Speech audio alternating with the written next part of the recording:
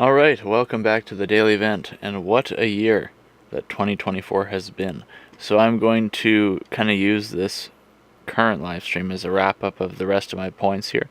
I'm going to read through them, and then hopefully I'll be able to just get on to doing current events and stuff, because there's so much stuff popping off right now. It's like just when you kind of, some people, at least for me, kind of wait in a trend hop, or people are maybe trend hopping where you're looking for whatever like the current thing is and capitalize on it to get the views and whatever, right? But yeah, what's the motives? Because it's like you want to run a successful channel and all these things, and then you could get into the whole thing of what it's become like on YouTube with the whole monetization pipeline, and what are the motives, right? What are the motives? So like, when everything just becomes content, like what does that do to the landscape? But anyway, I'm going to get through these points and then maybe move on to what I think / hope that 2025 will be. Okay, so section 3 of my notes. So I think that these were like when I was trying to be inspirational and like, I guess, make like catchy YouTube shorts or something like that. I think this was around the time when there was probably a lot of those, like I was getting those motivation YouTube shorts. Just that's how my algorithm was at the time. But essentially the first one, you listen to me right now. You're here for a reason, or else you wouldn't be here. I don't want to read it in like I don't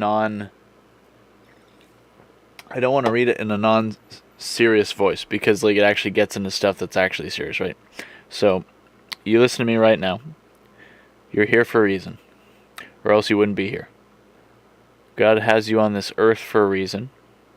If there was no reason for you to be here, then you wouldn't be here. So what's the reason? Next point. As time goes on in my career pursuits, and maybe fitness pursuits, although that's kind of on pause for a while, and maybe fitness pursuits as well, I think I'm realizing something. You gotta want it so bad. So that was something that I put in one of, it was like a video where it was like me, like the successful me, talking to like the new me, in the sense of like, it's like a me to me, right? Me versus me, whatever you want to talk about it, where it's like the more successful version of yourself is talking to the less successful version of yourself, and like basically giving yourself a pep talk or a coaching session or whatever. It was kind of it was an alright video. But anyway, it's like I was telling myself, you gotta want it so bad for whatever you're going for in life. But at the same time, like, we should try to figure out what we're actually supposed to be doing. Because like, you can go on this inspirational spiel about anything, but like, is it actually worth it in the light of eternity, whatever that thing is? And like, the reason, like, it's not even necessarily that the thing itself necessarily is a bad thing, but your reason for it might be bad. Like, you could become wealthy and use it for something that God is pleased with, or you could become wealthy and just live a selfish life. So it's like, the wealth is like a tool, but what are you using it for, right? And people always harp on wealth, but it doesn't have to be wealth. It could be all different kinds of things. It could be athletic ability. It could be like artistic ability. It could be whatever, right? Whatever gifting or tool or benefit. Next point. The exponential nature of everything. Does this world even feel like the same one? Does this world even feel like the same one I grew up in? And I'm only 24 years old. So I wrote that when I was 24. I'm 25 now. Because it takes me forever to get around to doing this stuff, I guess. Or you put it off, you procrastinate, whatever. You get busy with stuff. So yeah, like the exponential increase of everything. It's like, I think I might have wanted to make a video just solely about this concept, where it feels like everything's kind of speeding up. Sometimes in life right now, it's like, if you look at the pacing of events, it feels like it's like since 2020, it's like we're whipped from controversy to controversy, from story to story. Now, to a degree, this has probably been the case for a while, but I feel like the frequency of how quickly we're shifted onto the next thing and the next thing, and maybe the multiple things and the levels of things and how many things are going on at the same time, it's probably fair to say that that might feel faster than ever, maybe. I mean, especially when you look at like during the lockdowns from like 2020 to like 2022-ish. Like, I think Tim Pool said one time it was like 10 years of news crammed into 1 year when it came to like 2020 or something like that. I think. Or maybe, I'm not, one of those years. But anyway, and it's like, these might be exponential times, especially with like artificial intelligence and everything. Like, just the pace at which it's improving, at least the consumerly available versions. We gotta maybe say it that way, because like, how long has the military had this? Maybe 40 years prior to us getting it. I've heard that saying before. It's like, whatever tech we get, the military's had it for like 40 years. That's like the timeline of release to the public or whatever, something like that. So, yeah, life and society and everything might be kind of speeding up, and not necessarily for the better. Next point on the list here. I think it's supposed to say challenge present tense, but I have it in past tense for some reason, so maybe I'll read it as I maybe should have written it. I challenge you to watch longer form content, and I challenge you to watch long form content without scrolling on your phone or checking social media. Make yourself sit there and watch 1 hour of something without distracting yourself with something else. So, full transparency, I've done this, I don't know how much, but probably a decent amount, where, especially like when you have two monitors, right? So I have a monitor here, and then I have a monitor here. And it can be really easy when you have two monitors at the computer to be like, kind of be working on something here, and then have something on the YouTube over here, or Twitter over here, or whatever. And it can be really easy to just become like split focus or split concentration, which doesn't necessarily result in you being very or as productive as you could be if you just focused on one thing really well. And even just like, where's our attention span like, especially nowadays with TikTok and everything and YouTube Shorts.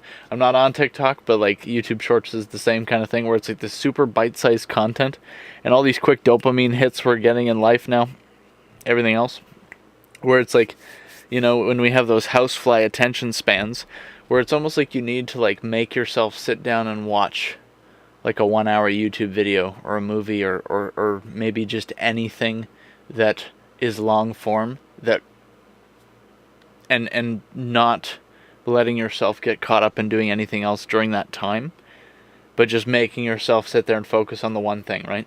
Because like, it could be so easy to just kind of get whipped up into this doing multiple things at the same time, and it's kind of weird, and sometimes it's almost like I think last night this was happening, where it's like I got YouTube here, and then like Twitter over here, and then or did I have something else on this window, and then Twitter over here or something like that, and it's almost like you kind of feel like you're in like the night gets later, and then you're kind of at the end of it, you're like in this weird, I don't know if it's like a groggy or half awake kind of state of like the time just kind of blurred by, and it's almost kind of, it's weird. It's almost like, to a degree, you might have felt like you wasted time just doing whatever you did, right? And it might not have been that much time, but it's like, it's a good way to just drain hours from your day. Now, again, it could have like a good usefulness. It doesn't necessarily mean it's a waste of time. But sometimes it might kind of feel like you feel almost like,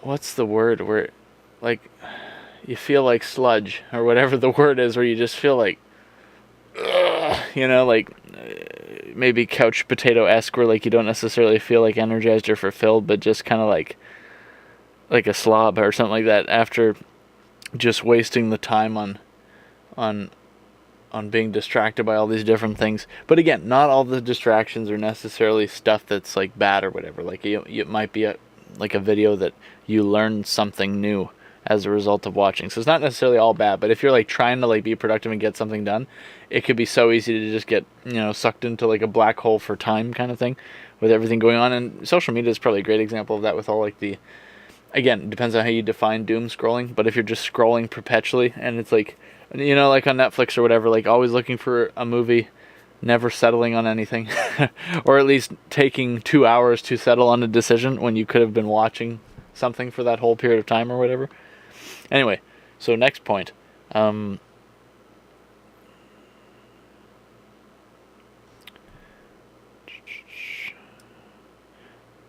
Check these, or not check these, but highlight these off here. Those are covered. Because like I will highlight certain things in my note list to kind of let me know where I'm at with what I've covered. Okay, so the next point. We are not the main character. Sorry, this is pertaining to, I think, what's called main character syndrome, which I don't even know if that's an official thing, but it might be like a slang for when somebody thinks...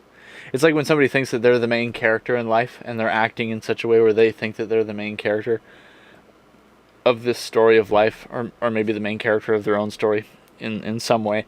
And you could argue this kind of thing is... This mindset maybe is fostered by whether it's... movies and TV and trying to emulate that in life, or maybe to some degree maybe it's like a motivational mindset, or maybe for some people it gets into like some sort of new age manifesting mindset, although that's just a guess, that might not be related. So anyway, we are not the main character. Christ is the main character. We are the supporting cast. And you could argue, like, are we even the supporting cast? Maybe to some degree. It's like we got to be hesitant with what we call ourselves, because we should choose to be humble, right? And the next part of this point here, but it's important to remember that Christ does not need us, but he does want us, right? So if you are Christ, right? Like, if I'm not going to get into like teaching theology too much here, because I'm not an expert on any of this, and you should seek God and look into this for yourself, right? But essentially it's like, if God has chosen you and drawn you to himself, right? And if you are saved, right? Then it's like God wants you, right? But it's also important for us to remember, like, God does not need us. Like, whenever you see those movies where it's like about Greek mythology, whatever, and they make it sound like their mythological gods need the prayers of their servants or worshippers or whatever, it's like, it's kind of funny, because when you think about all that, it's like, if God needed your prayers or worship to be at full strength, then like, would he really be God? Like, would God be God if he actually needed us for like his ability to exist fully? Like, if God's really God, then like God would be all powerful, right? So the idea, like, just, it's weird, because like, if you give it like a few seconds of thought, or like a few minutes of thought, it's just a lot of these kind of more mythological sayings or writings or whatever about gods or God or whatever. It's like they don't really speak to an almighty God, right? It's because it's all false, right? But it's like, because like, if God is God, then why would God need anyone or anything, right? Because then if he did, then would he really be God? So that's kind of like a philosophical train of thought there. So anyway, if you're God's, then he wants you, right? That's probably like the main thing to think about. So the next point on my list, and again, these are like, I think, little jot notes that I think at the time I was probably planning on making into YouTube shorts, but we're just going to do the live stream of them right now, because I got stuff going on, man. So anyway, next point. Lord, help me to understand. That's a good prayer. A good simple prayer. Lord, help me to understand. We could all use some more understanding and wisdom. Next point. What's the long-term outcome of continuing to placate to people's withering attention spans? Does society eventually collapse because people can't sit still and focus for more than a minute? So, I think... One second here. Is this... I think I spelled it wrong, so... I'm going to get the definition of this word, placate. So...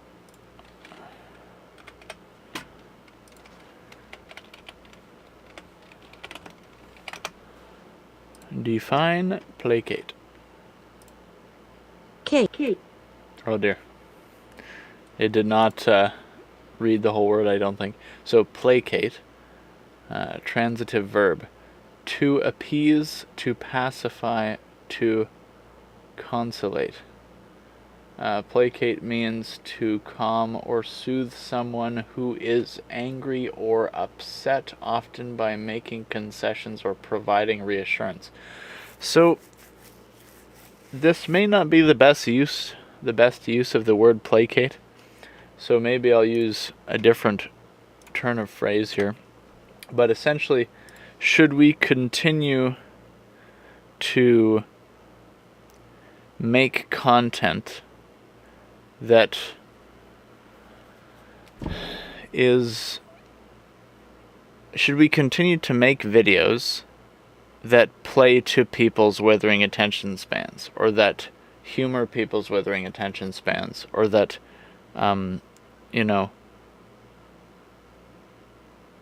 kind of continue to foster or contribute to, or, go with the strategy of, trying to appeal to people's withering attention spans, right? Because I was having this conversation with somebody one day, and they essentially, to kind of paraphrase and summarize what they said, essentially the idea that we should adapt with the times to what people are comfortable or familiar with when it comes to how we make content or things of that nature, or something like that. And you can understand just from a simple strategic point of view why that would make sense. If you want your video to perform as well as possible, then you might adapt it based on current trends and ways of doing things. But what is the long-term cost to doing that in terms of the whole attention span argument in the modern context, right? Because if you continue to do it in the current day context that we're in, then eventually, can society survive if nobody can hold their attention and focus on something for longer than a minute? That sounds very kind of maybe over the top and hyperbolic, but how far from the truth is that necessarily? When, what is the long-term effect of everything's a 60-second or less video, and just a quick scroll on Instagram or whatever, or on Twitter, reading something that's 150 characters or less or whatever, depending on if you have the subscription or whatever. So what's the long-term effect of that, of all of this microwave society, as I think I might have heard it been said before, that kind of way of doing things? I don't know that it ends well if that is not maybe the word is mitigated, or if corrected for, or planned for. If you don't course correct from that kind of way of doing things, where does that lead to? Because, and how does that affect somebody's mentality and emotional state as well, if they just can't focus? Can you keep it together in life if you just can't focus? Does it destroy your relationships if you just can't focus, to save your life, kind of thing? Yeah. I get making YouTube shorts because, or TikToks or whatever, because that's what sells or what's hot or whatever right now. But it's what is the long term? How does that play out over 10 years? A generation of people raised on that kind of bite-sized content, when you have to do something more in depth. And do you have any level of perseverance or resilience kind of trained into you by proxy if everything is just such a quick, thing, right? Okay, so now I'm on to section 4. This is the last section of my written notes, and then hopefully I'll get on to more other stuff in the future. There's a hair in the dead cat cover. Anyway, section 4. Okay, next note. The case for staying in your hometown. The idea of aging alongside those who you grew up with. It's pretty wholesome. Doing this, I think I meant to say doing, here's a typo. Doing this or not may depend on your life goals. So the idea here is it's like, because I have some experience with this, where it's like if you stay in the community where you grew up, then it would make sense, like then you're going to grow up alongside the people that you went to school with and did all kinds of stuff, whether it's sports, little league, soccer, whatever. And it could be kind of a beautiful thing when you kind of like, you went through the stages of like, maybe elementary school, maybe high school with people, other groups, clubs, sports, whatever. And then one day everybody kind of gets jobs, and maybe your jobs interact or overlap, and it's like you got history with people, especially in like a small town community. Then it can be pretty cool, pretty wholesome, because you could kind of remember, oh yeah, you could remember back to like the old days with these people, and it's like it can become a really like tight-knit community with a lot of history, where people like really know each other because they like grew up alongside each other, grew up with each other, and have been doing life together for a while. The only thing is, it's like, it has a lot of benefits, but it might also have some drawbacks depending on what your goals are.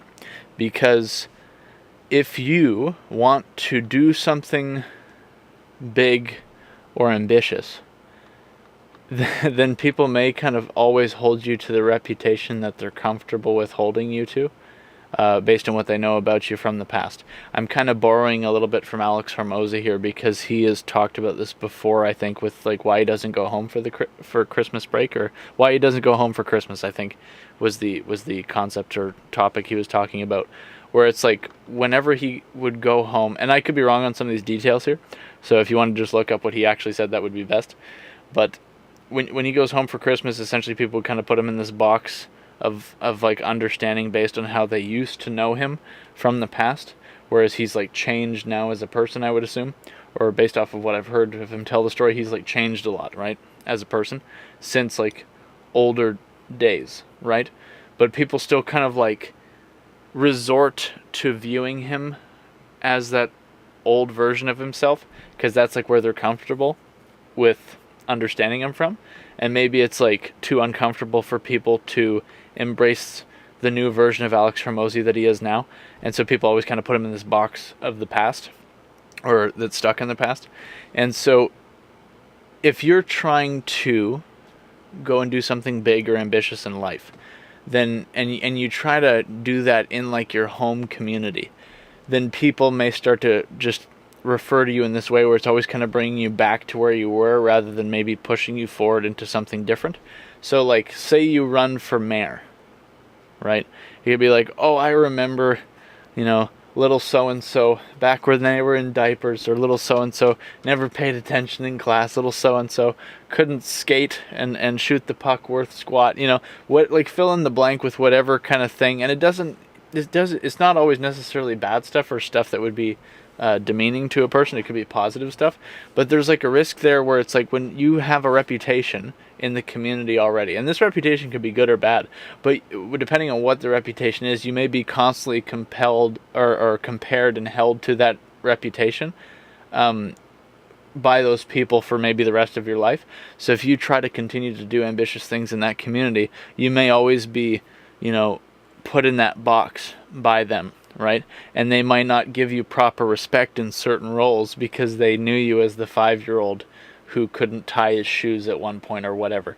Whereas now you're like, chief of police in town, or whatever. And so it's kind of an interesting concept. So in some cases, maybe what's best for some people, depending on what they're supposed to be doing in life, like at the end of the day, it's between you and God. But it's like for some people, maybe it's possible that maybe a good decision is to move out, or like to move out of your community that you grew up in and kind of like, spread your wings or whatever, and just kind of like develop in a new community where not everybody knows you, or where you're not known, and just kind of like maybe reestablish yourself or something like that. Like, do it in a humble way, but you know what I mean, where it's like it's a fresh place where you cannot always be constantly compared to the history that people know you for. And like I said, depending on the person, maybe some people got a rough history, maybe some people don't, So like if you want to like be chief of police, maybe it's wise to not do it in the community that you grew up in. But just because maybe it's awkward when you pull people over, Like, oh, I remember you in high school, like stuff like that. Anyway, so on to the next point. That is an interesting concept, though. That is a pretty interesting food for thought concept. So the next point on the list, Gen Z, the doomer generation. So I don't know if the word doomer is properly stated here. I'm going to just look it up real quick. Although when I just like search it, I don't know if it's going to do it right. But anyway, doomer, one who believes that petroleum depletion will inevitably lead to a severe recession or depression, followed by a Malthusian catastrophe.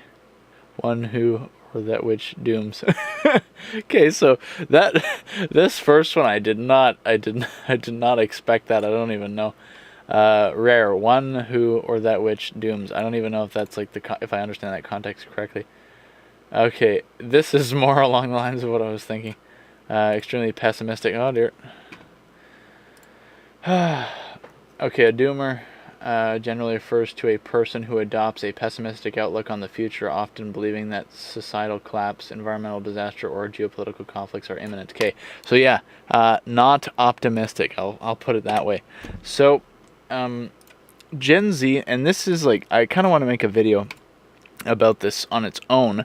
It would probably do well as well in the algorithm, and this is the thing. This is the push and pull where it's that you could probably make some good money or get some good views by just harping on this doom and pessimism stuff, because right now it's like kind of roughly since 2020-ish, this has been like, I think what I'm kind of seeing in my algorithm more and more, or this seems to be maybe one of the trends. Now at the same time, it could just be my algorithm.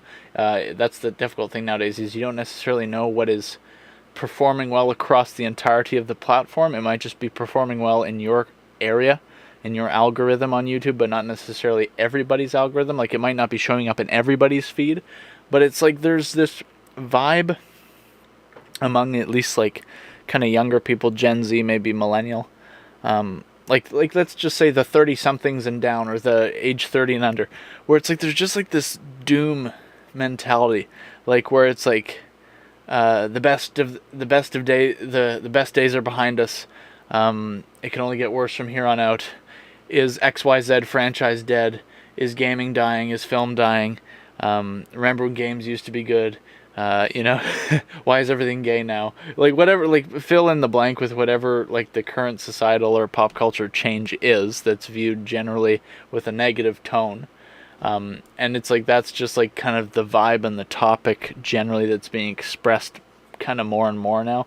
And you could also contrast this with like the other videos that are popping up of, like, I don't know if you ever see this in your YouTube feed or whatever, where it's like these nostalgia trip videos where it's like I'm gonna see if I could just look up an example here, but it's like whenever you see like those vaporwave videos and they have like maybe some AI generated thing, it's funny, I literally just booted up YouTube here, or opened a new tab, and it came right up. So this is, I think, like an AI generated, I think it's kind of obvious, that's like would be crazy tree structures, AI generated background. Okay, then that gets into some weird there.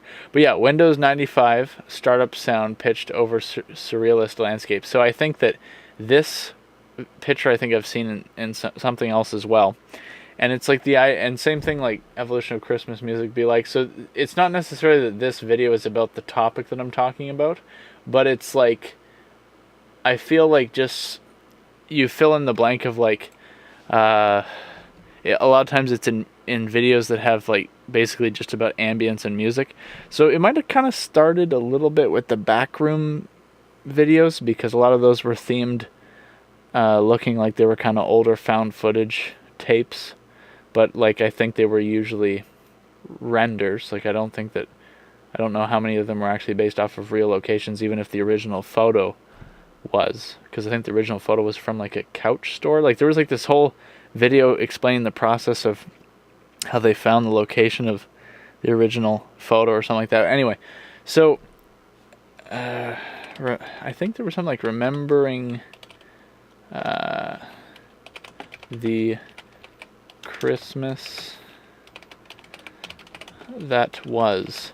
So like I don't think that this is it.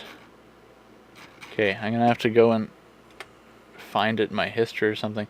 But it's like, because it feels like you just have, and also, dude, what's up, like, Bionicles are trending pretty hard right now, I think, at least in my algorithm.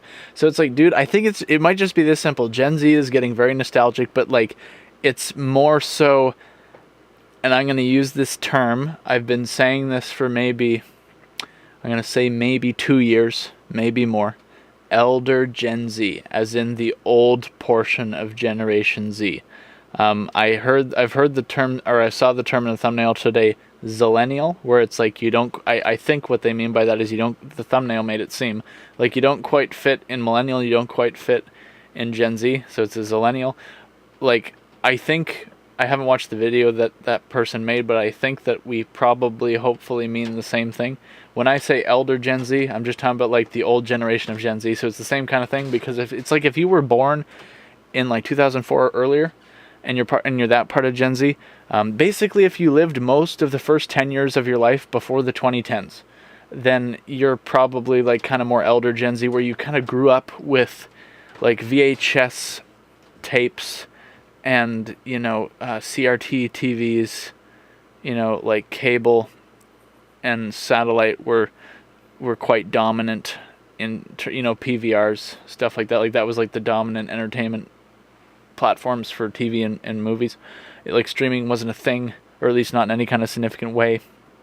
Blockbuster video, video game rental stores, movie rental stores, renting a movie, like all these different things, right? So you like grew up with that, and then you got to kind of see from a young age, but you still got to see like how things changed and smartphones came in, apps, stuff like that, whether it be like the iPod Touch, iPhone, etc., Samsung, how that kind of came onto the scene, tablets, etc. You kind of got to see the change of stuff, so you kind of got to just see the end of what the last kind of generation of technology used to be like, so you kind of can see and know the difference.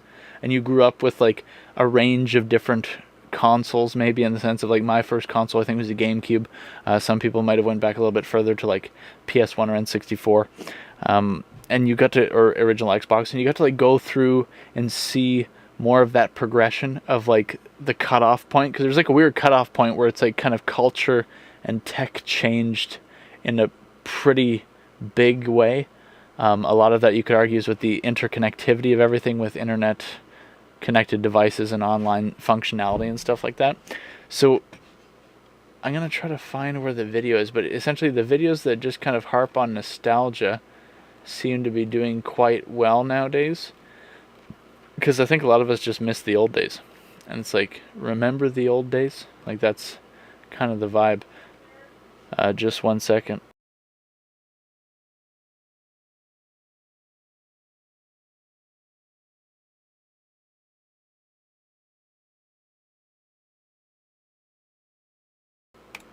So anyway, these,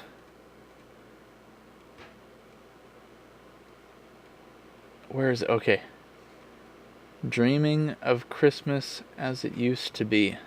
This is the video I was trying to find here. So I'm not going to play the audio on it.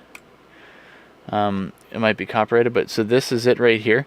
These kinds of videos, so like 250,000, just over quarter of 1,000,000 views.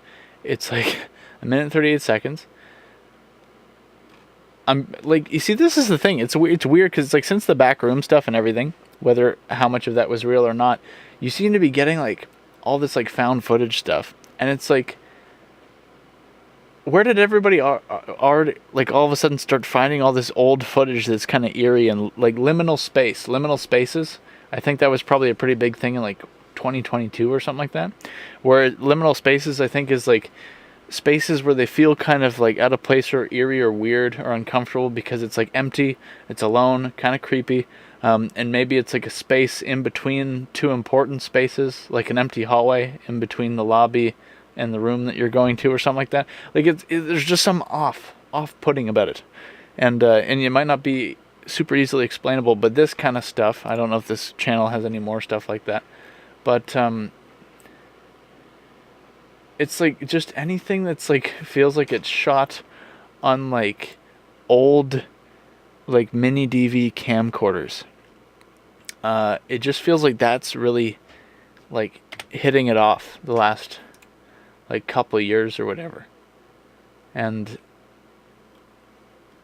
it's probably just emblematic of the fact that like we miss the old days, especially probably the portion of Gen Z that grew up and knew enough about how things were different before all of this more drastic change happened and took place.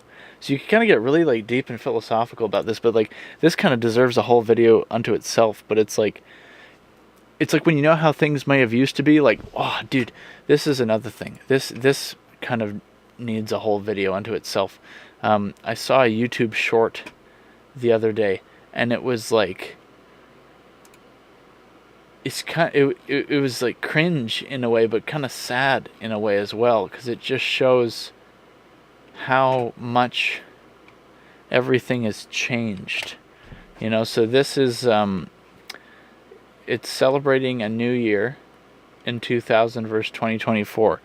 So, you know, credit to the person that made this edit and YouTube short and everything, and credit to the people that originally filmed the footage, right? But like, see how everybody is here, what the vibe's like, what people are like, how everything looks, and wait for it, because your heart might sink a little bit just to see, yep, bam, just to see how things have changed. Now, so this I think was in Paris, because I think that structure is in Paris, although I'm not 100% sure. So it's like, just think about like how much things have changed and how much the smartphone has changed so much of everything, right? And another thing is, like, when you watch films nowadays, anything that comes out now, and whenever it makes like a example or a kind of like a joke out of modern internet culture. So I'm gonna see if I could find this.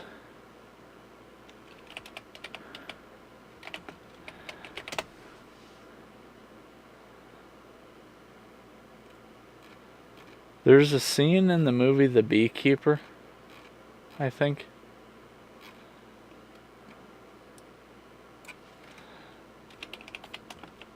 Okay, it might be the pool scene.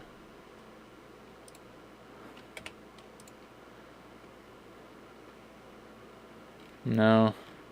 I think this is bringing me to a different Jason Statham film. So I'm trying to find the scene where I think it's in the movie The Beekeeper, or it's in another Jason Statham movie, where like he ends up working security at this pool party event, and then there's this guy that's a streamer that starts acting like quite obnoxious, but it's kind of like almost like uncharacteristically obnoxious. Like it's almost like you can tell, it's like the scene feels pretty heavy-handed. It's like they're kind of overdoing it for the sake of the point that they're trying to make or whatever about modern streamer and YouTuber culture and influencer culture being cringe. But that's not the only example. There's also like in Red One, which you could say what you want to say about that film, but in Red One, Santa Line, I don't know what to look up for it, but it's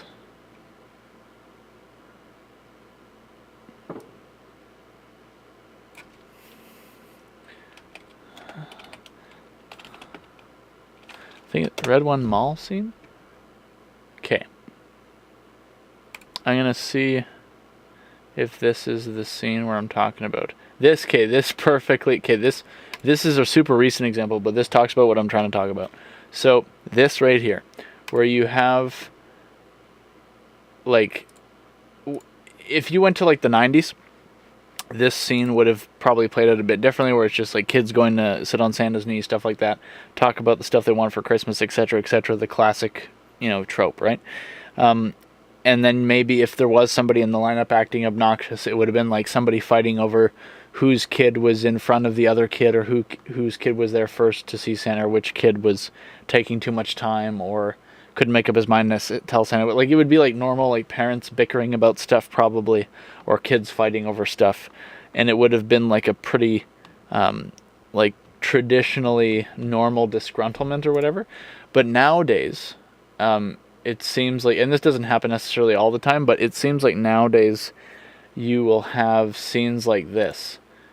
Sometimes, again, not in all movies, but like, have you seen this in a modern movie done in like the last 5 or 6 years, where you have like them making an example out of modern internet culture and influencer culture, but it's usually kind of like heavy-handed and maybe a little bit groan-worthy, and it's like usually cringe, right? And so it's kind of like, what do you do when like modern culture is cringe, right? And like just modern ways that we interact. And also, I thought about this the other day.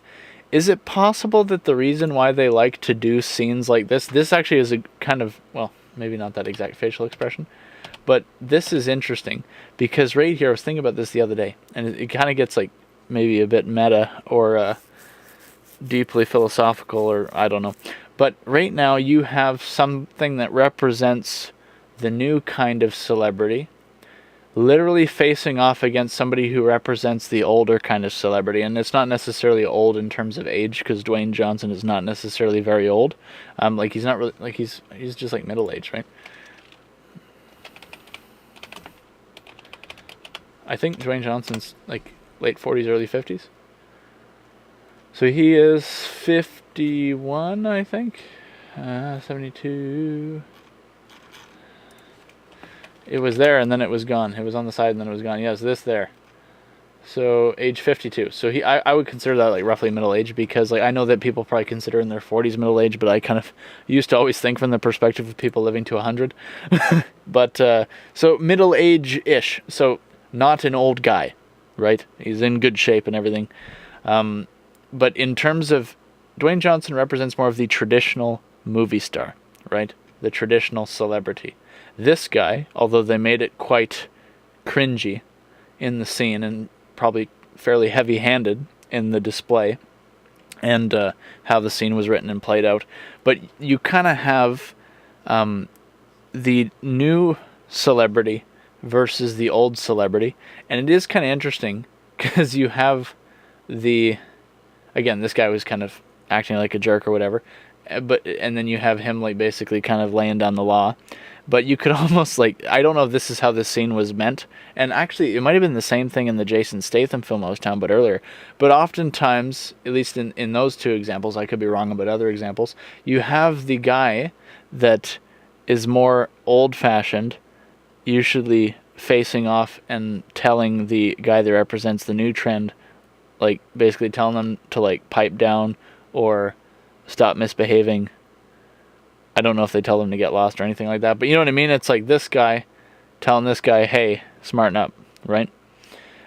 Is it possible that this, I don't even want to like point at Dwayne Johnson's face, because like I like Dwayne Johnson. I know that like his reputation's maybe a bit muddied over the last few years, but like don't look at this as Dwayne Johnson, the person or the individual. Just look at this as like Hollywood celebrity in general, right? So fill in the blank with any kind of Hollywood celebrity. Just look at it as like Hollywood traditional celebrity versus new media celebrity, right? So it's like trying to think of a different example, because I don't want to like use Dwayne Johnson, because like Dwayne Johnson is probably like a more humble person in the space compared to some of the other people out there. But you got like old media versus new media. And is it possible that old media really doesn't like how much influence new media is getting over people?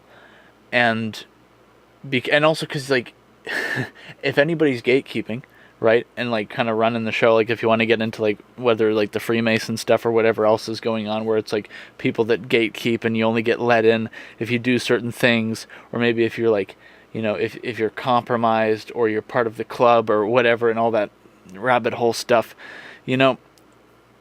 the new media kind of allows people to kind of skirt around that whole system, because you can just like be YouTube famous and have a lot of influence. Now you could still maybe get corrupted by that more traditional system, but new media allows you to kind of like get around that potentially, as long as you choose to not then go into the old system as a result of getting popular on the new way of doing things.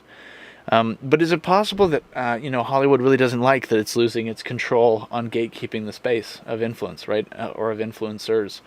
And so it's kind of interesting. Again, that's not necessarily what this scene is trying to say, and I could be completely off base here, but it just kind of felt like that. Now, of course, this is not really a great example to use like verbatim or literally as an example of that, because this guy or this character does not represent the best of modern day media influencers. This guy is obviously like a representation of more of like the more self-absorbed, not humble, not kind, or not likable individual, right? So, and again, like in Dwayne Johnson's character would be seen as more likable in this scenario than this guy, right? So this is not necessarily a literal depiction, but it just kind of got me thinking about dynamics between new and old media types, right? And so it is kind of interesting if you want to get really high level train of thought thinking about it, right? So it is worth noting that like it seems like a lot of like whenever you bring in modern media, it's often represented in kind of a cringy sort of way, which is kind of a bummer, because what do you do when like the new platforms and ways of doing things are just seen as cringe? Because I think that, at least not for a while, I don't know if a new media format has been generally viewed as this cringy by the general populace, although I might be wrong about that. Like, were people responding the way that you do to this guy here, the same way that, like, were people responding to when movie stars first came on the scene in, like, the early 1900s, the same way that we respond to this guy in this scene, right? I don't know. I wasn't alive then.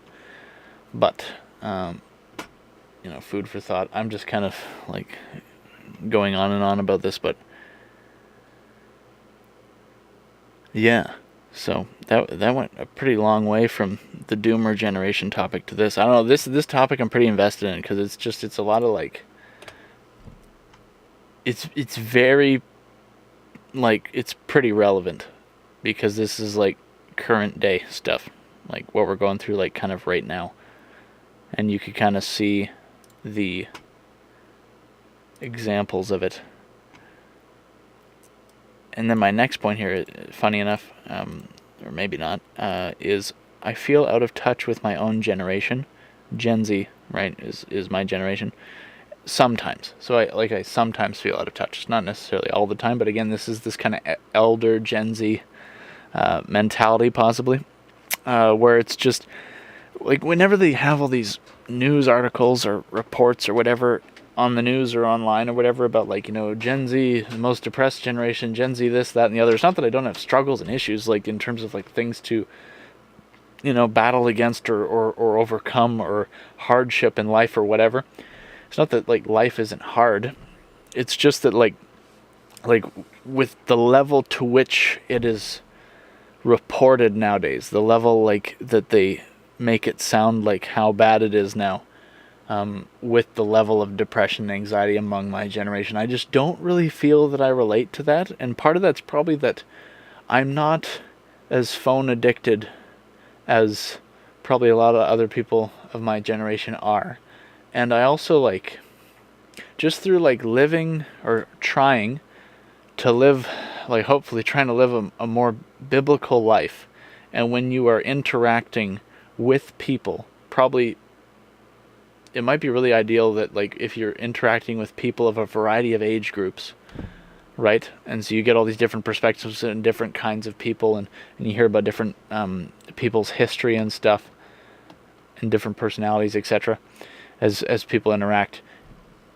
Just like if we did things biblically, like so many things probably wouldn't exist that exist now to try to combat these depression and anxiety things, right? One of the things that I've said before is like, what have we literally done for all of time? Like in terms of like when people talk about like certain medications for certain things and whatever, because a lot of this like very medicated society stuff that we're dealing with is really only like the last 100 or so years. Like probably for the most part, like there's probably medicine like the 1800s, but I mean, is that the time when we were like giving people like hard drugs and viewing that as medicine? So like aside from that period of time, like in terms of the more reasonable maybe medications that you could talk about, like last 120 years or so or whatever. So like what have we literally done for all of time to address these kinds of problems before this medicated age that we live in, right? I find that's a pretty good argument, because if you really think about it, it might make you go, huh, you know, like maybe there's other ways of coping with stuff, or a different way of doing life that maybe doesn't result in these kinds of issues. Or maybe it shows that we just kind of need to get tough, as much of a tough love thing that sounds to say. Maybe that's the reality, and it's always easier said than done, right? But it's like, you know, have we just gotten so weak, and like it's almost like you're not even allowed to like call that out as like a bad thing anymore, just like weakness as being like bad. And it's like weakness to what end? And then when we glorify victimhood, and it's like, okay, you are weak, let that drive you to God, who is strong, you know? Not like, oh, you're weak, you're such like a, you know, you're so hard done by, aw, you know, it's like that kind of like maybe hollow sympathy where it's like you kind of just wallow in the self-pity, and we like congratulate each other for how much of a victim each of us are. But like, what about congratulating people for like getting out of it, like or like overcoming the bad things that have happened? And it's like we should have compassion and sympathy for one another when people have been through hard times, but it's like, don't stay there forever, you know? Like don't just wallow and stay there forever, but actually like desire to get well, to get better, right? Shouldn't that be like a reasonable goal? So anyway. And also how like people, I think this might be one of the other psyops, where it's like they kind of want you to think that like everything was bad till like just recently, like the last 50 or 80 years or whatever. It's like up until the year 1960 or whatever year, like with like feminism or whatever.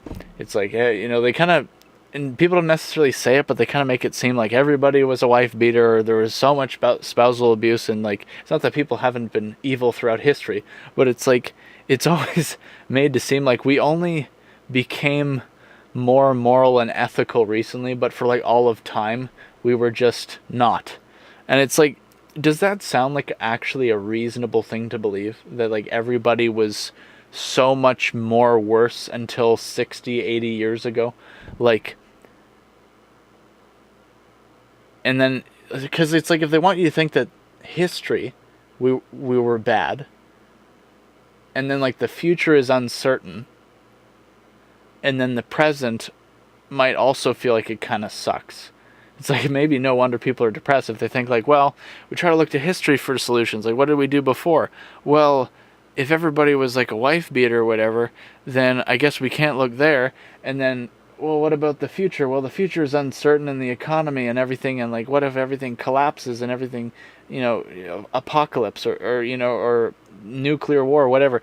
Like, oh, that's uncertain. Can't, like, don't want to look there too long. And okay, well, we're in the present right now. So what about that? What can we learn from right now? And it's like, well, right now feels like it kind of sucks. And it's like, if that's literally the perspective that people are thinking from, that's put like really plainly, then yeah, maybe no wonder people are depressed and anxious. So it's like, maybe don't think that like all of time before the last 80 years was necessarily always as bad as they say. You know, like that shouldn't be like unreasonable to just think that, you know what, maybe like we had some stuff figured out, you know, 1,000 years ago, right? Or not necessarily that we had stuff figured out, but maybe like the Bible's been around for a long time, so things may have been revealed to us about certain topics for a long time, you know. Next topic on the list. I got only a few more jot notes. I got to get this done. We traded a worse thing for a worser thing.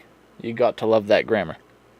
Has Gen Z traded partying for doom scrolling on social media / dating apps? Right. So this is like, I think it's just acknowledging the fact that like degeneracy has probably existed in many forms for all time. Right. For like pretty much most or all of time after the fall of man. Right. So yeah, all of time. There's been messed up things all of time after the fall, right? So, like, you had like a bunch of partying and stuff like that that's went on in past generations that had degeneracies of its own kind.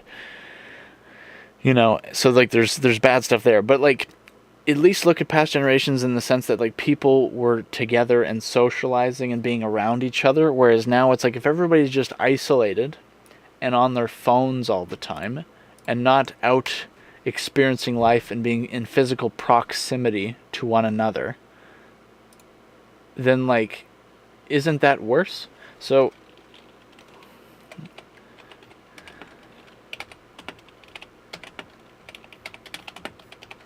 I'm gonna see if I could find the video.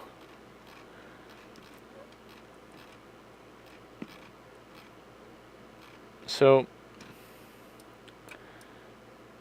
there was this thumbnail where it was like this dude on the phone, and it's like 1970s versus 2023.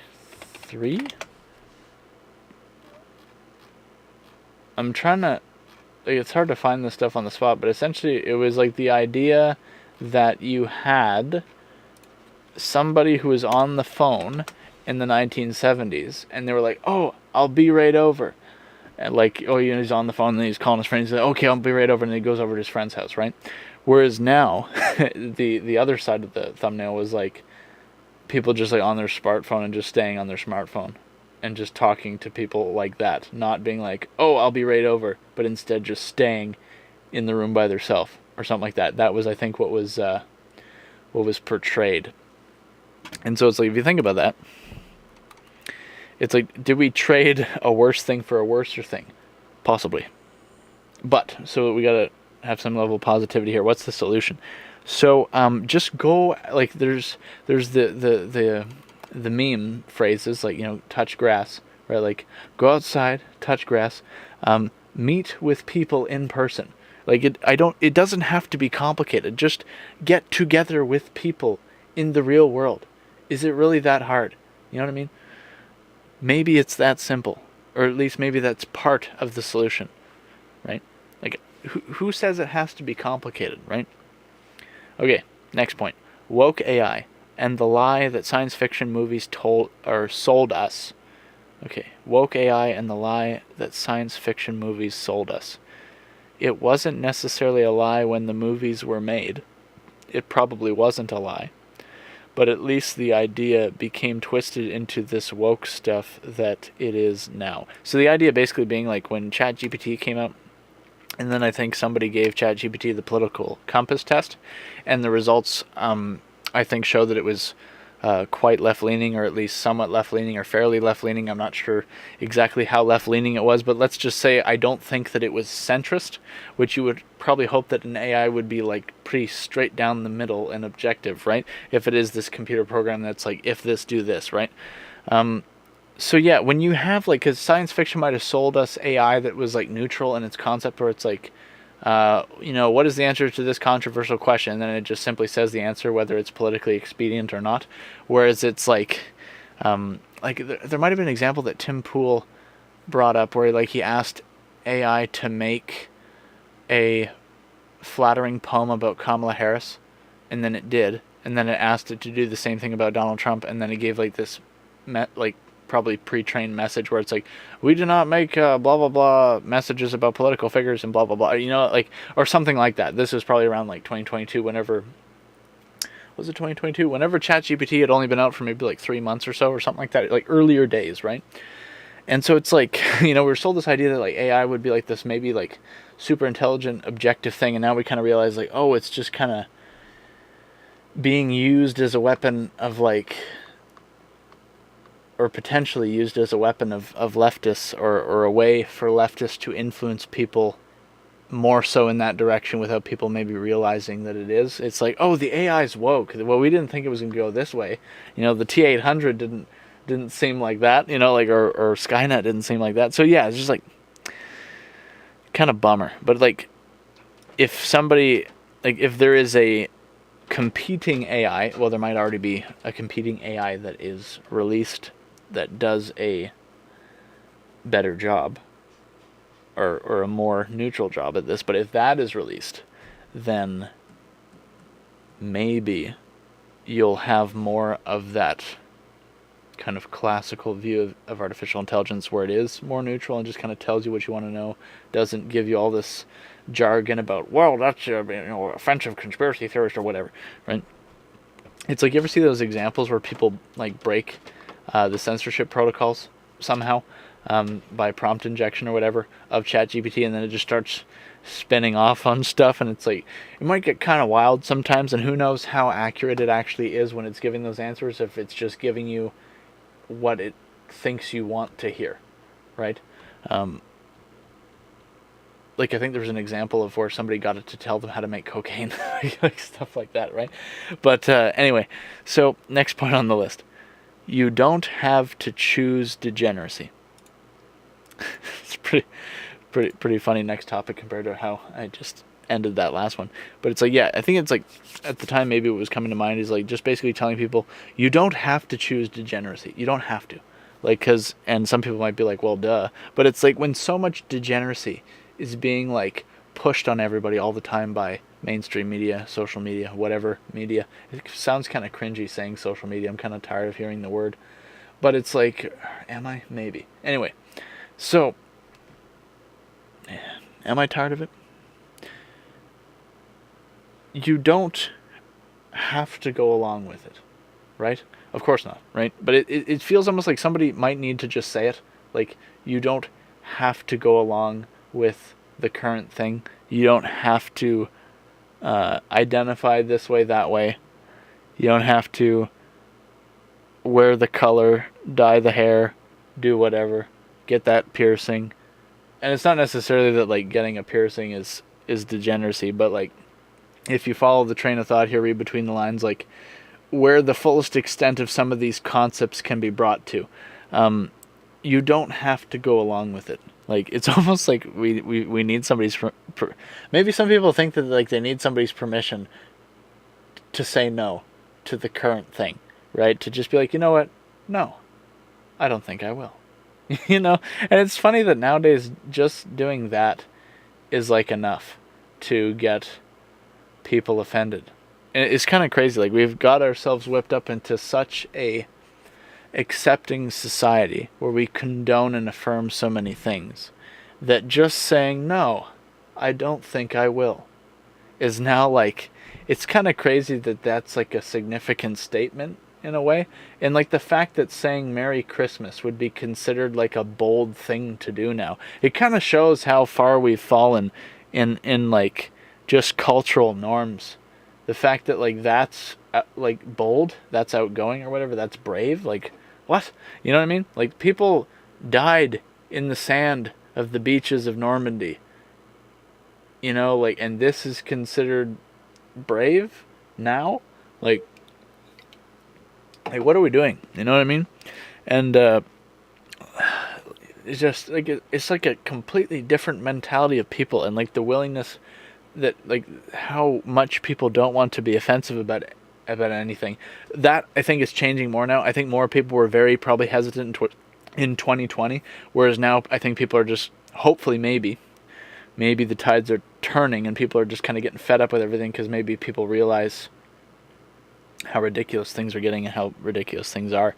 Bad intentions of different corporations or groups, etc., or whatever. So, you don't have to choose degeneracy. And you shouldn't. There we go. So, next point. Do you long for a time that you never lived in? The old world. And then in brackets I have 40s, 50s, etc. Right? So essentially, like, do you ever look back at like old footage or old photos of things and be like, oh, that looks nice? Like an old photo of like a family together, whether it's a nice picnic or a little meetup or people just enjoying normal life. You know, maybe it was a time when like a city looked nicer, or when there was a nice event, you know, going on. And just like you might look at it and be like, wow, simpler times. Like, and especially if you ever look at like, you know, with the example that I gave of that YouTube short where like, you know, you look back at like New Year's in the year 2000, or maybe that was technically the year 1999 turning to 2000, whatever. And funny how it's New Year's Eve right now. And like you compare that to now with like how many people are just on their phones and stuff. And you could break down like the mindset of like, why would you want to be on your phone in that moment? You could get into like how many people need to have a slightly different angle of the same thing, and you focusing on recording it versus focusing on you recording it versus you just absorbing the moment. Like there's a line that I think stuck with me from when I was in Haiti, and Pastor Dan said this to me, where we were in the back of this truck going up this road into the mountains, and he said to somebody that I knew at the time, because she was taking photos, I think, she was either taking photos or recording video as we were going up this kind of mountain road, and it's quite scenic, and there's like a lot of like, you know, kind of wow, you know, like just the scenery is probably quite something. And he said this to her, and it's always kind of stuck with me, and he said, take it in with your eyes. And I know this from somebody that does video stuff, like, you know, camera stuff. When you are filming an event, especially like an event that's meaningful, like let's say it's a birthday party or a Christmas day, or any kind of event with family, when you are focusing on filming an event, it's almost kind of like you're less present in the event, and it's like you're not really experiencing the event, but you're experiencing it through the screen that you're viewing your recording of the event on, where it's like you're like looking at the camera and it's like I'm experiencing this event through like the screen that is technically the lens of the camera. So like you're experiencing the event through your camera, like in a secondary way, rather than just experiencing it with your eyes firsthand, right?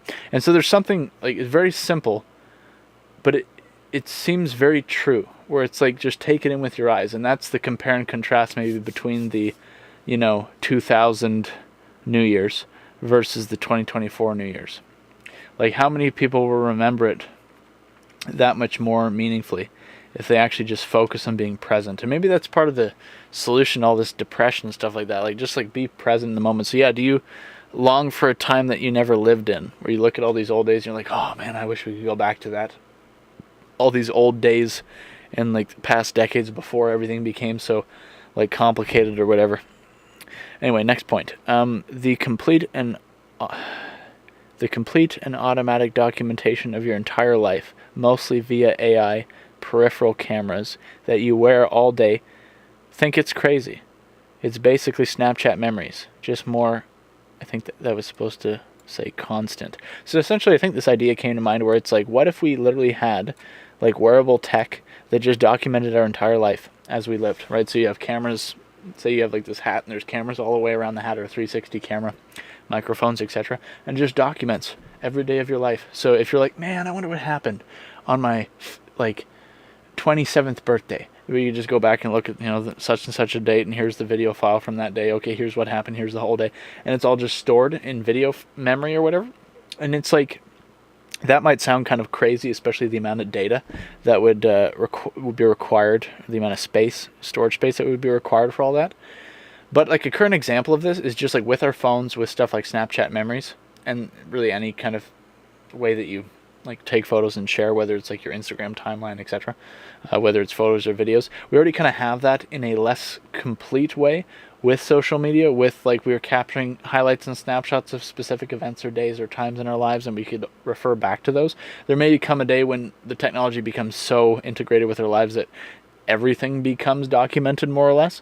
But at the same time, it's like, while it's nice to have the memories captured, like, isn't it more valuable to live it and prioritize living it firsthand as it's happening? Like, is it possible that the more focused we become on documenting the thing, the less we are focused on living the thing, like I was talking about before? But yeah, anyway, next point. If when you were a child everything was new, then is the key to feeling like a kid again to always be experiencing new things, right? So if when you were a kid, if everything felt new because it was new, because like you were pretty new, like if you're 5, you're quite new on the scene of life, right? So it's like everything's new. And so is part of feeling that childlike wonder or feeling in your life again, is it just constantly experiencing new things to kind of create new memories, new nostalgia, new good moments, Maybe there's something to this, prioritizing, experiencing new things. Next point. Is the modern economic system and materialism just a psyop to prevent us from getting to higher levels of thinking and pursuing the deeper things in life? If everyone gives to each other as they have need, like in the Bible, then no one is tied down by economic burden, and people become free to focus on higher things. But many might never get to that point because they are all focused on keeping up with the Joneses. So, like, how many people, when you talk to them about stuff, it's always like such like a money-focused thing. Like, oh, if I win the lottery one day, I'll do this. Or, I got to make more money. I got to save for my retirement. I got to do blah, blah, blah. It's like so many things are just money, money, money, right? And it's not necessarily always spoken from like a poor perspective, and it's not even necessarily always from a materialistic perspective, but how many people are just like so money conscious and money focused so often that like they never think beyond or past that, right? It's like, what if you had all the money you ever needed or wanted? Then what would you do, right? Is it possible to, and like different people might have different levels of quality of answers, right? Like some people might just like do a bunch of selfish things, right, if they had all the money they ever wanted. And then some people might do a bunch of good things, right? So maybe it depends on who you're talking to, right? But let's say hopefully it is a bunch of good things that you would do if you didn't have to worry about money anymore. Is it possible that you could focus more on doing those good things now without having all the money that you ever needed, that you didn't have to worry about money anymore? Is it possible to just focus on those higher things now without having all that financial gain, right? Maybe for some things it is possible to just start doing those things now. Maybe for other people it's like not possible, depending on how ambitious the goals are. But it's like how much of our thinking is held back by just being so money focused and money conscious all the time, right? Like, are we so limited that we never get to thinking about higher things or deeper things because we're focused on such like basic things all the time, potentially basic things? Anyway, next point. Do you want simpler times or the whole truth? You may not be able to have both. At least not in the same season. So, it's the idea where, like, it's almost like be careful what you wish for, because you might just get it. It doesn't mean that the thing isn't necessarily good. Like, if you want to know the truth about what's really going on, that might be, like, a good,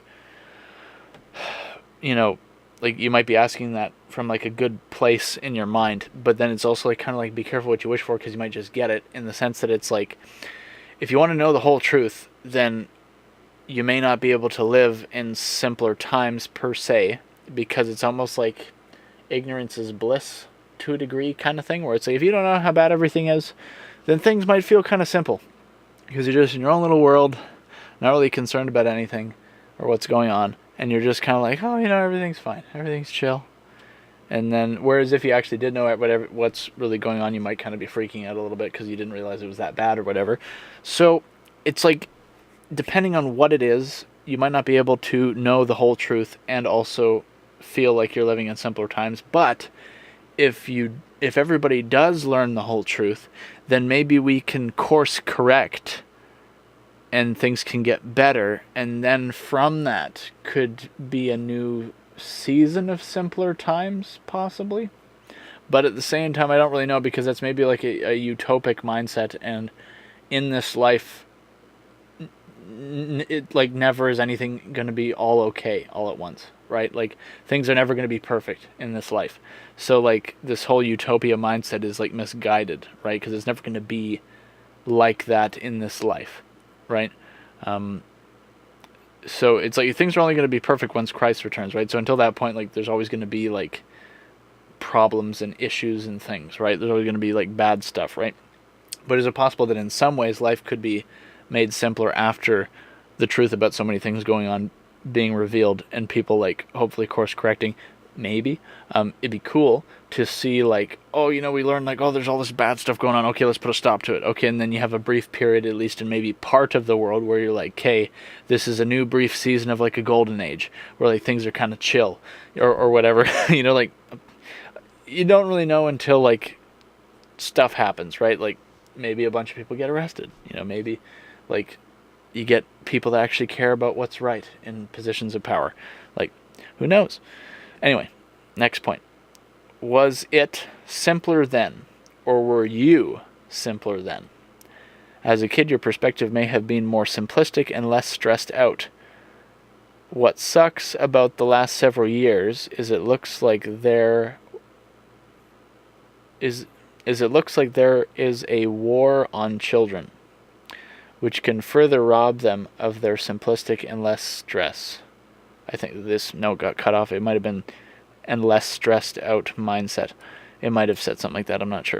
So anyway, it's the idea of like, maybe why things felt like they were simpler. Maybe the reason why it felt like it was simpler times when you were 5 is that maybe it's because we were all simpler when we were 5. Like, if I'm like, oh, when I was 5, it was simpler times. Maybe it's because I was simpler when I was 5, right? And so, and that might be accurate in terms of maybe that's part of why things felt so simple back then, is because like we just didn't know as much, and it was just, our world maybe was smaller back then on a personal level.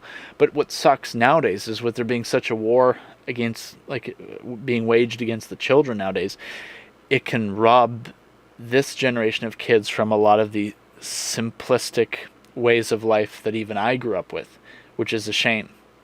Because it's like nowadays, like all the indoctrination and everything's just so heavy that it's like they might not even get to live the same quality of childhood that I got. I'm not even that old.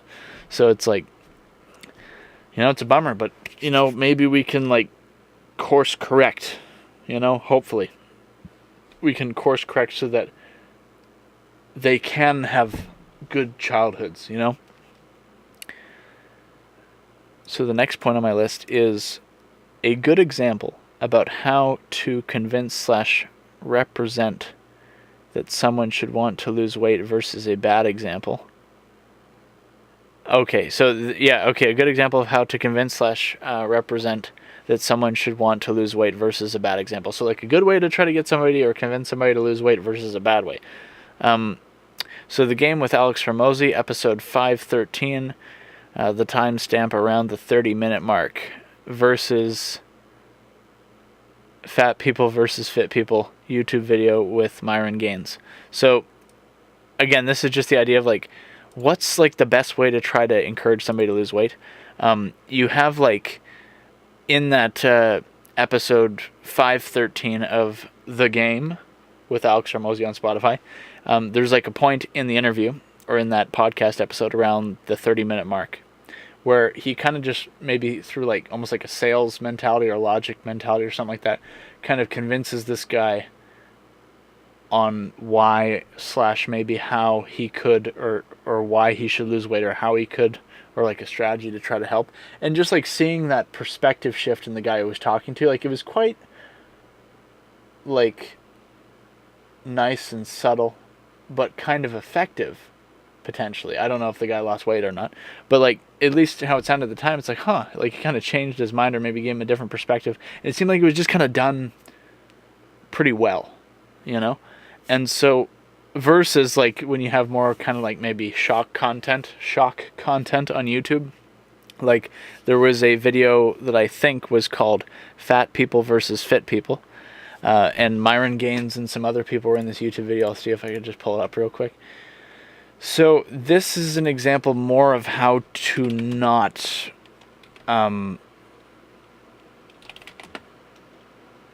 do it.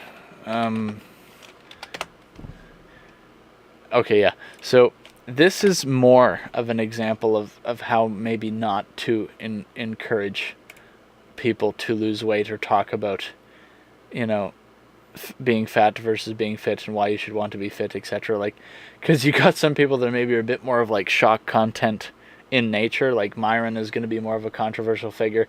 Greg sometimes is maybe a bit more controversial, but not necessarily too bad. Like Greg is one of the more like kind of honest and maybe tough love or harsh truth sometimes, but he probably says it or means it generally better than maybe Myron might. Again, it doesn't mean that just because it's harsh that they're wrong, but it's just that there might be a better way to do it. So it's not that they're wrong, it's just that there's like a better way to do it or to say it, you know, probably. So it's like you don't have to like necessarily like kind of beat down on somebody the truth of the matter. Like you could say it more lovingly. Now again, lovingly doesn't necessarily mean it feels good, but like you don't have to try to like say it in a way that's like verbally twisting the knife or verbally like whatever, you know what I mean? Like it doesn't have to always be harsh, right? Like I think that how Alex did it was pretty solid. So just one moment, I'm going to try to pull up that episode too.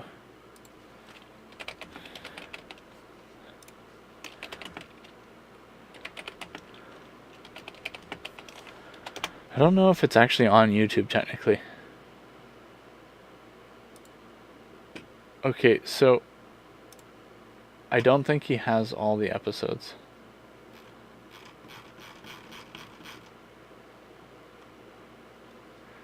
Yeah, no, it's not. So I would have to like open up Spotify to show you.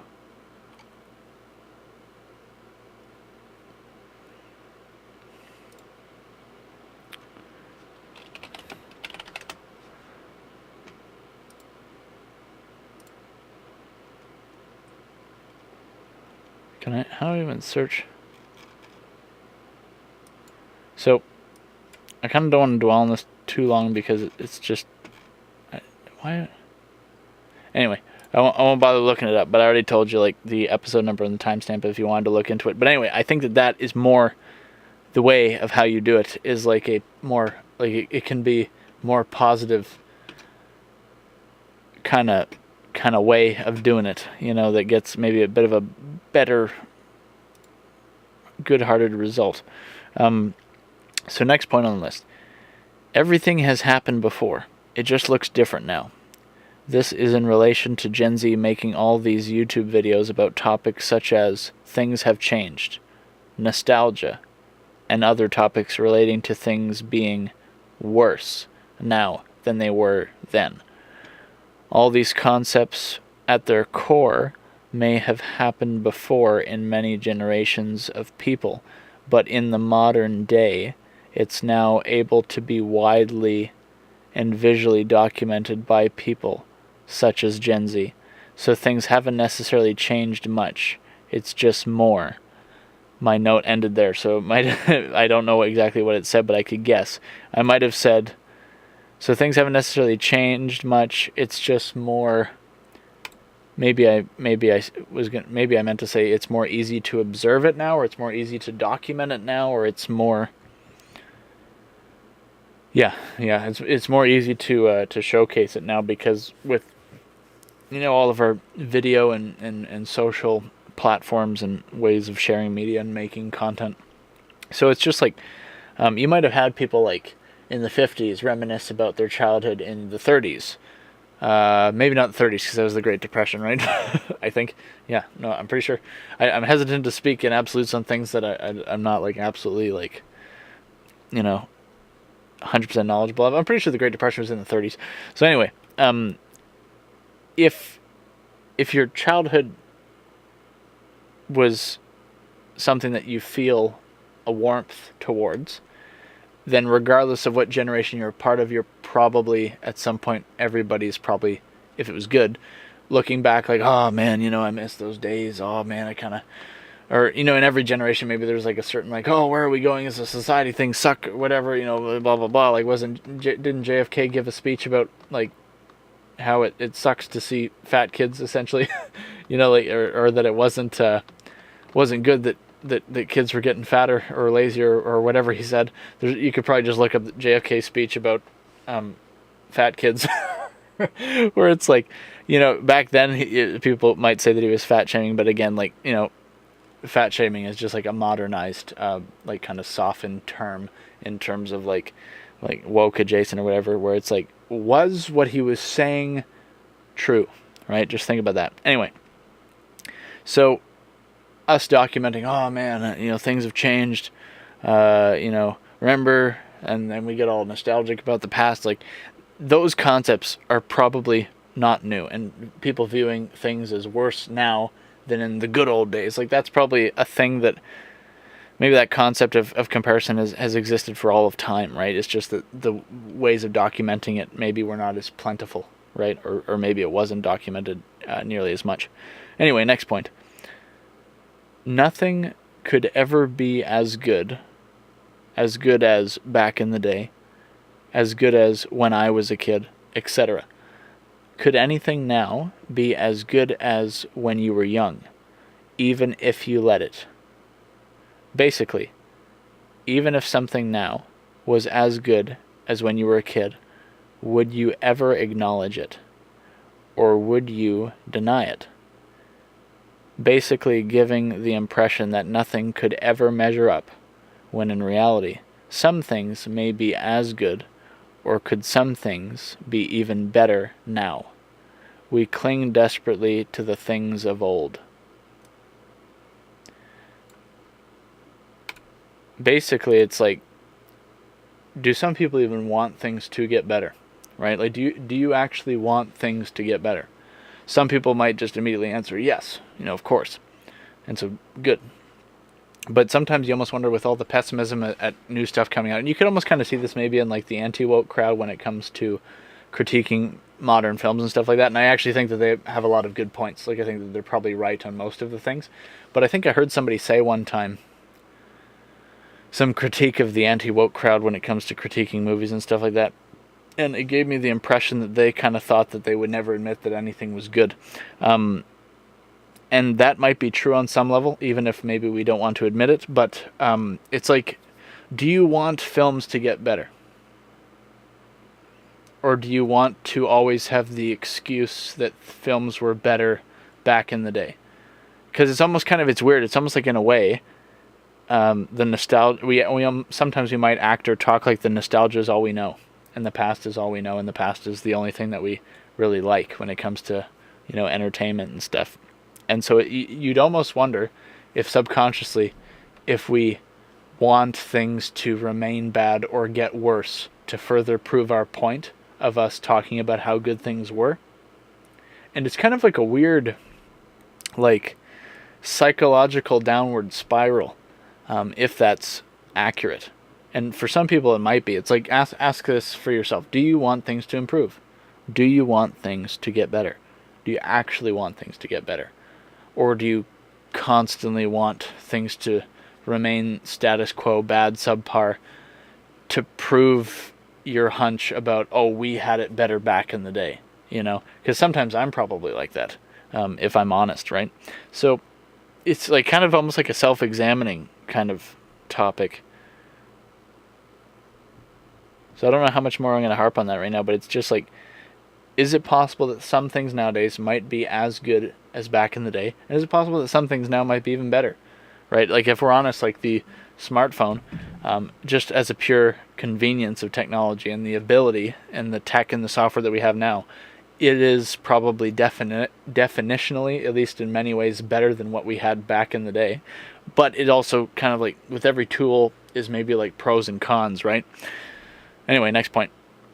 Will AI fabricating machines similar to the machines in Star Trek put delivery companies out of business? As everything gets more and more centralized to the comfort of your own home, in the end, will everything be self-contained to the home? And then do people try to permanently plug into the machines as a way to have all the fake upsides without the reality of downsides? What is reality? So essentially, the idea that, like, I was just kind of thinking one day as I was at work, where it's like, because I drive delivery, right? So it's like, if you one day have like replicators, like in Star Trek, like just machines that make anything you want, if 3D printing comes along that well, and eventually you have everything in, like, anything you want could just be made in your home, right? Like at like the snap of your fingers or whatever the instruction, by instructing a machine to do it. Then, like, does that just put all delivery companies out of business? Like, is that the thing that kills Amazon? Is the replicator, if that is ever perfected as a technology, right? Because think about it, right now, like Amazon, Walmart, etc., dominating the commerce or e-commerce space or whatever.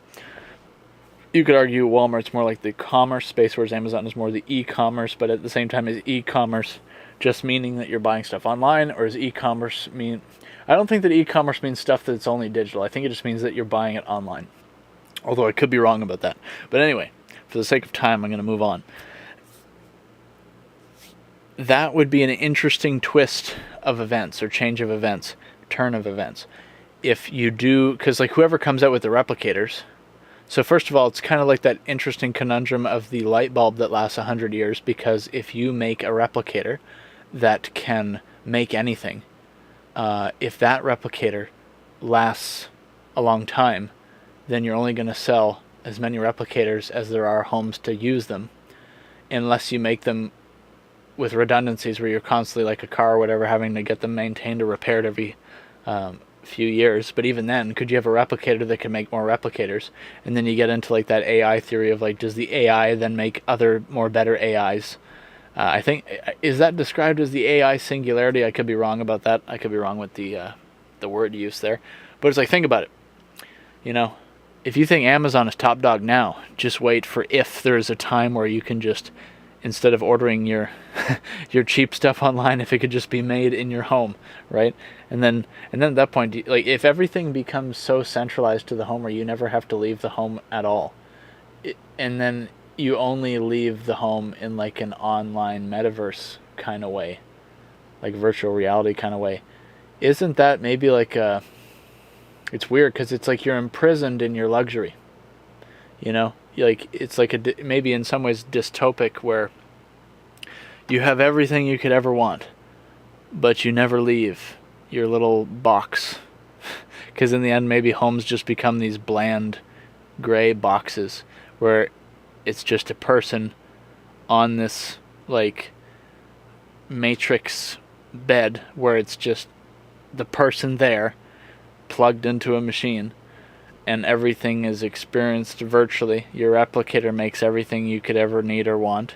And you can make an argument that maybe the thing that puts the replicator out of business is a fully, like, immersed experience machine like the Matrix, where it's like Amazon puts small businesses out of business, Replicator puts Amazon out of business, an actual real world version of the Matrix puts the replicator out of business, because now not only do you go from something that makes everything you need in your home so you don't have to go anywhere to buy anything, but then now you just don't even need to live in your home anymore. You could live in a fake world, as your home is only like literally like a casket for your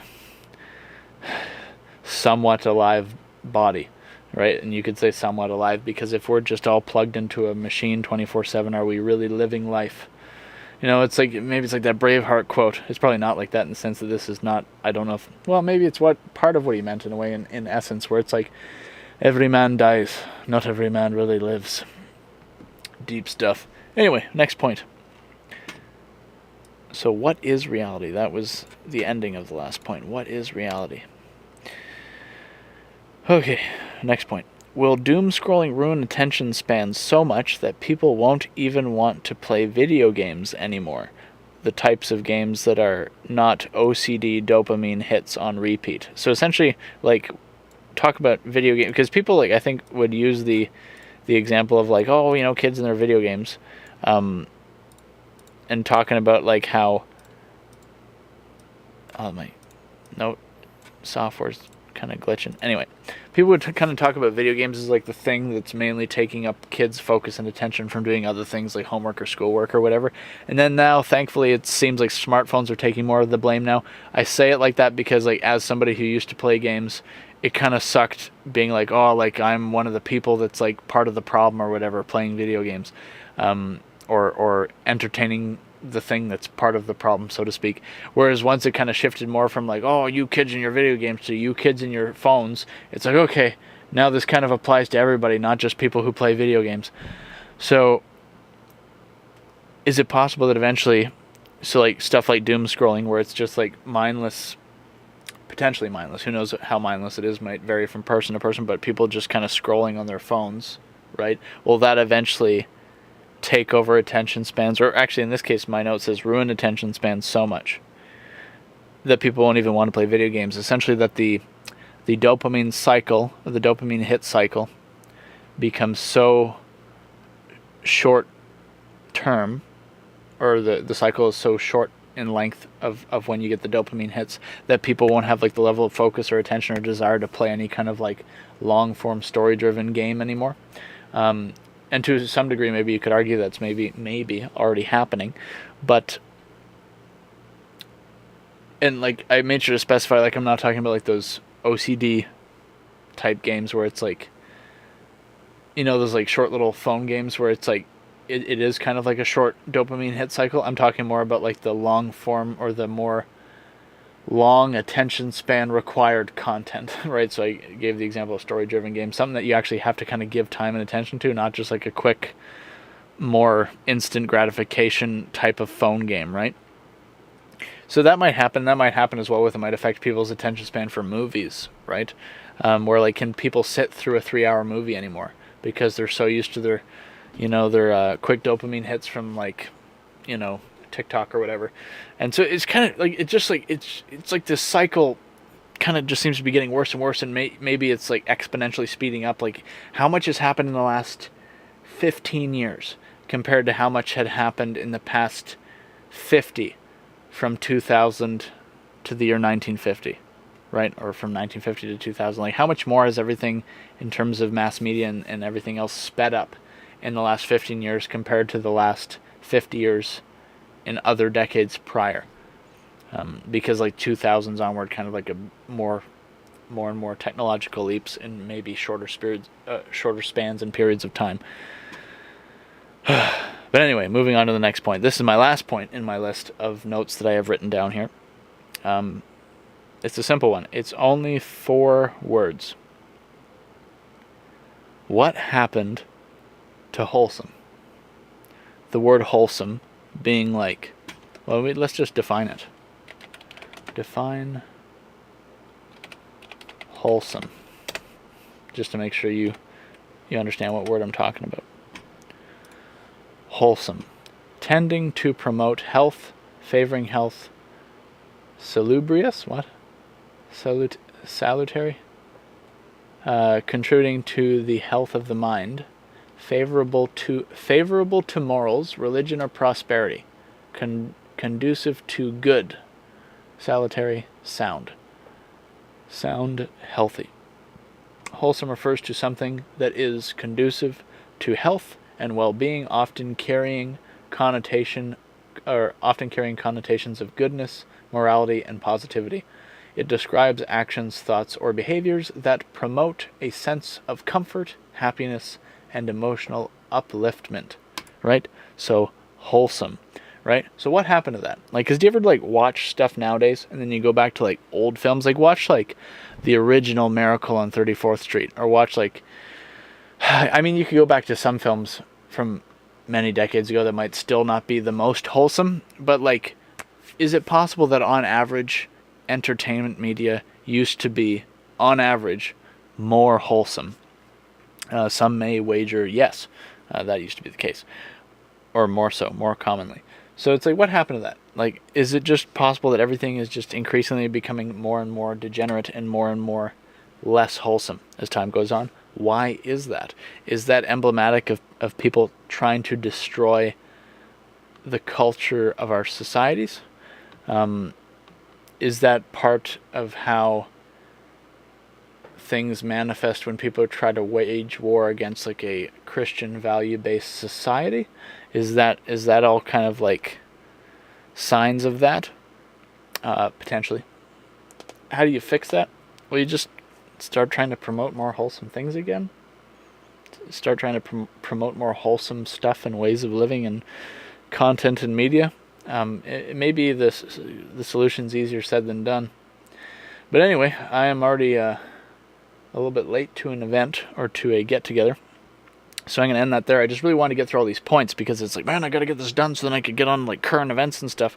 But hopefully I've managed to run through all the stuff, hopefully well enough. I know some of it might have been maybe a bit hard to follow with because sometimes I'm always like overcorrecting or overthinking or over-explaining or whatever, maybe like I'm doing now.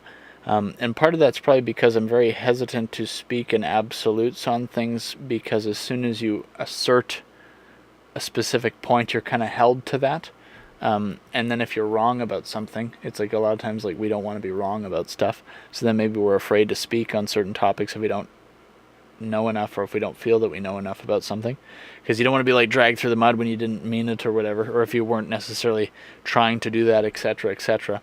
But, you know, maybe sometimes in life you got to take some risks, hopefully some educated risks, wise risks, but nonetheless risks. So, I'll probably end all this there. Well, one of the things that I wanted to end this with is, because I was talking about how after these notes I was going to get on to maybe some other stuff. I'm not really going to get on to a whole lot of other stuff right now just because like it's getting later in the day and I'm going to wrap up. But one thing I'll end on, since it's New Year's, and I've talked about this previously, will 2025 be the year of truth? Will 2025 be the year of truth? Hopefully. And the whole truth. And what does that mean? So I would like for people to learn at least more about the truth, about what's really going on in our world, in our governments, in our societies, in our lives, in life and culture, etc. I would like people to learn more about the truth about what might be really going on, and even myself, to some degree, would like to learn more about the truth about what's really going on. But ultimately, the truth that matters more than anything else is the truth of the gospel of Jesus Christ. And so, thank you for watching the daily event.